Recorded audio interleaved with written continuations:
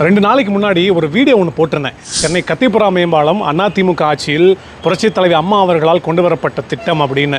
ஏடிஎம்கேல கட்டுனதை நீங்கள் பேர் வச்சுக்கிட்டீங்கன்னு உண்மையை பேசுனதுக்கு திமுக காரனோட கதறல் சத்தம் ரொம்ப ஜாஸ்தியாக இருந்துச்சு. சரி, இன்னும் நல்லா கதறட்டுமே அப்படின்னு இன்னைக்கு கிளாம்பாக்கம் பேருந்து நிலையத்தை பற்றி பேசலான்னு வந்திருக்கிறேன். கலைஞர் கருணாநிதி சென்டினரி பேருந்து நிலையம், அதாங்க கிளாம்பாக்கம் பேருந்து நிலையத்தை தான் நானும் சொல்கிறேன். திமுக காரன்ட்ட கேட்குறேன், இதை கட்டுனது யார் ராஜா?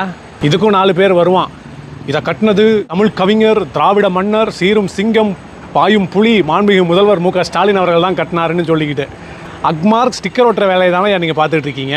சென்னை கோயம்பேட்டோட டிராஃபிக் சுமையை குறைக்கிறதுக்காக 100 ஏக்கர் பரப்பளவில் சுமார் 325 கோடி ரூபாய் நிதி ஒதுக்கி வண்டலூர் அருகே 2016ஆம் ஆண்டு மீண்டும் அதிமுக ஆட்சிக்கு வந்தவுடன் மாண்புமிகு புரட்சி தமிழர் எங்கள் பொதுச் செயலாளர் அண்ணன் எடப்பாடியார் அவர்கள் ஆணையின்படி ஆரம்பிக்கப்பட்ட திட்டம்தான் இந்த கிளாம்பாக்கம் திட்டம்.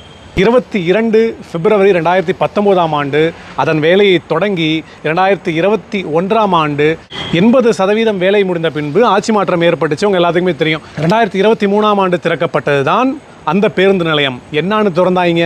கலைஞர் கருணாநிதி நூற்றாண்டு பேருந்து முனையம்னு திறந்தாங்க. இதற்கு டிஆர்பி ராஜா அவர்கள் கார்ட்டூன் வரைவாரா?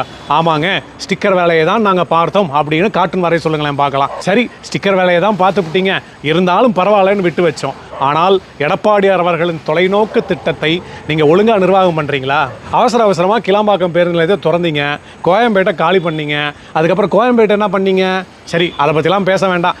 கிளாம்பாக்கத்தை அவசரமாக திறந்து அங்கே பார்த்தா தண்ணி வசதி இல்லை, பஸ் வசதி இல்லை, கனெக்டிவிட்டி இல்லை, பாத்ரூம் ஒழுங்காக இல்லை, குடிநீர் பராமரிப்பு இல்லை அப்படின்னு அடுக்கடுக்கான புகார்களை நான் சொல்லலை, மக்கள் சொல்லிகிட்டு இருக்காங்க.